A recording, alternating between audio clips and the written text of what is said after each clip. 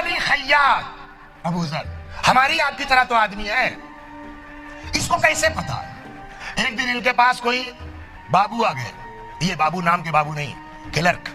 ہوا کیا تھا، آفس میں ایک فائل غائب ہو گئی۔ آفیسر نے کہا کہ کیوں بھائی بڑے بابو فائل کہاں ہے کہ صاحب مل نہیں رہی ہے۔ آفیسر کو شک ہوا کہ اس نے کچھ لے دے کر کے غائب کر دیا ہے۔ کہا اگر فلاں تاریخ تک ڈیڈ لائن فائل نہیں ملی یو میں گو، برخاست۔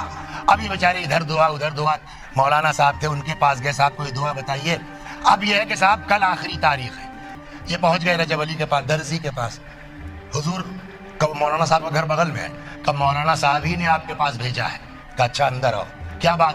کہ صاحب اس طرح سے ہے، فائل غائب ہو گئی ہے اور یہ دھمکی ملی ہے آفیسر کی طرف سے، اب اگر کل تک نہیں ہوا تو میں سسپینڈ ہو جاؤں گا، برخاست ہو جاؤں گا۔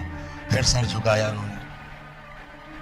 تمہاری ایک بہن ہے سنیے جو بیوہ ہو گئی ہے، کہ جی کہ یہ بتاؤ جب سے تمہاری بہن کے شوہر کا تمہارے بہنوئی کا انتقال ہوا تم نے پلٹ کے اپنی بہن اور بھانجوں کی خبر لی کس حال میں ہے؟ کہ نہیں وہ اپنی کیا بتائیں مصروفیات۔ کہ جو آدمی اپنی سگی بہن اور بھانجوں پر رحم نہ کر سکے وہ کیوں یہ توقع کرتا ہے کہ اللہ اس پر رحم کرے گا؟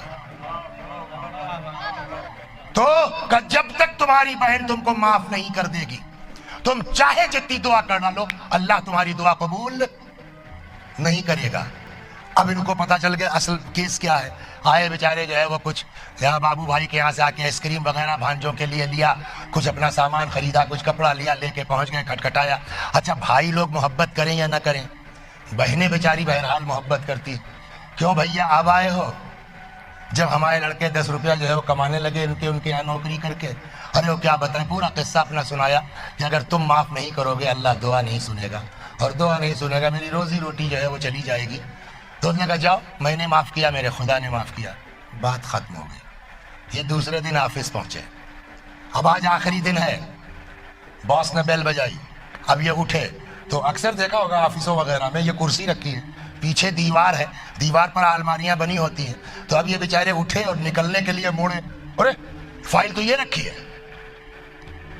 کچھ سمجھ میں آیا آپ؟ سوال یہ رجب علی خیاط کے اندر عام درزی، اس کے اندر یہ صلاحیت کہاں سے آئی؟ جواب وہی ہے، اپنے آپ کو گناہ سے بچاؤ، صلوات